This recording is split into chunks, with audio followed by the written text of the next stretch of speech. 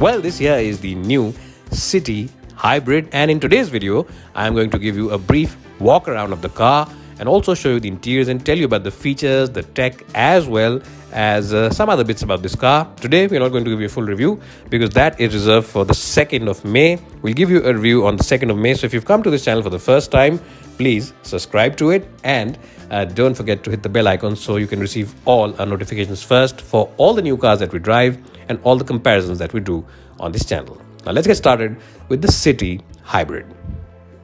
Now in terms of the looks from a distance, this car looks exactly like the petrol and the diesel version of the car. There are no big differences from a distance, but when you walk closer to the car, you'll see immediately that the front end looks a little different because the bumpers, especially the fog lamps, are now different. The fog lamp housing is different. You get that claw-like effect. And how does it look? Does it look sporty? Does it look good? Does it look bad? You can let me know in the comment section below. The grille also is the same, but the lower portion of the grille is now in honeycomb styling. It's a honeycomb design, and that's the big difference from the outside on the front end. The side profile is more or less the same.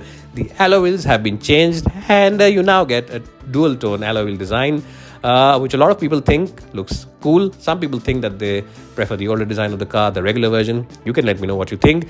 Side is more or less the same, but the back is where the big difference is. And the difference is that you now get an additional spoiler, which looks very subtle, very discreet. It's only when you come really close to the car you'll notice it. And of course, you also get a diffuser-like design at the bottom end of the bumper.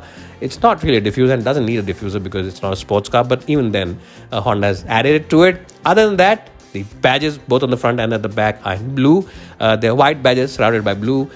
Blue, of course, is the international symbol on EVs, electric cars, green cars. Now, this HEV badge tells you that this is not a mild hybrid, but a proper full-on hybrid. So that's something which Honda is very proud of, and they've put it on the badging at the back. Now, let's jump inside and talk about some features and some stuff that this car has to offer.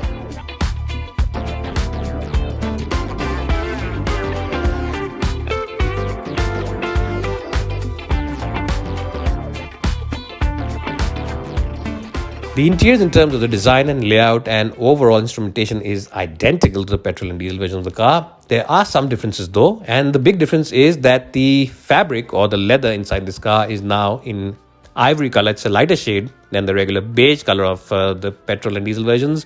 What do you think again of the ivory? Do you prefer the beige? Do you prefer the ivory color? You can let me know in the comment section below. The seat comfort and all those other things we'll talk about in our full in-depth analysis. The full in-depth review is going to be out on the 2nd of May. So do subscribe to this channel. It's coming out on Monday morning. The other difference is that instead of a regular handbrake, you get this e-brake, which means that it's an electric brake, and you also get the auto hold function, which you can press and release for the handbrake. Other than that, it's more or less the same package. The instrumentation is different because this car, remember, has ADAS systems. Now, the instrumentation panel of this car is a little different because this car comes with ADAS systems, which are advanced driver assistance systems, and you get adaptive cruise control, which means that the cameras as well as the sensor on the front recognize any car which is up ahead of you or recognize any person who's come around you and slows down the car, any bike, any car ahead of you, and this car will slow down. You also get adaptive headlamps, which is essentially a very high-tech feature. So if this car notices that there's any oncoming traffic or any other car which might be blinded by the high beam of your lights, then it puts the high beam on low beam automatically. You don't have to do it. That's a very smart and very safe feature to have. You also get lane mitigation assistance as well as lane departure warning, where this car will automatically try and help you and put you back in lane in case it notices that you are diverging from your lanes. So there is an input on the steering wheel, and of course you have to be in control of the car. You can't let it drive the car itself, but you have to be in control. But this car will help you and keep you safe with all these safety systems on board.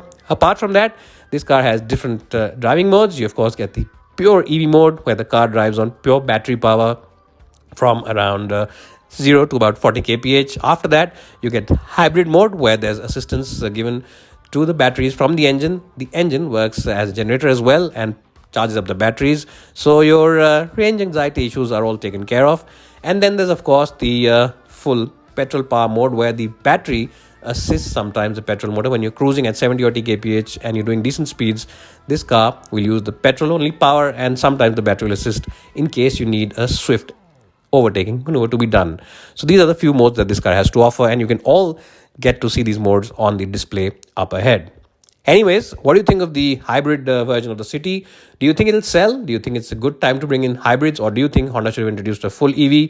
Do you think this car will take on the likes of the Skoda Slavia and the other cars in this segment very well? You can let me in the comment section below. And if you've come to this channel for the first time, then please don't forget to subscribe to it, because we get a lot of content for you. We keep doing a new stuff on a regular basis. Don't forget to subscribe and hit that bell icon.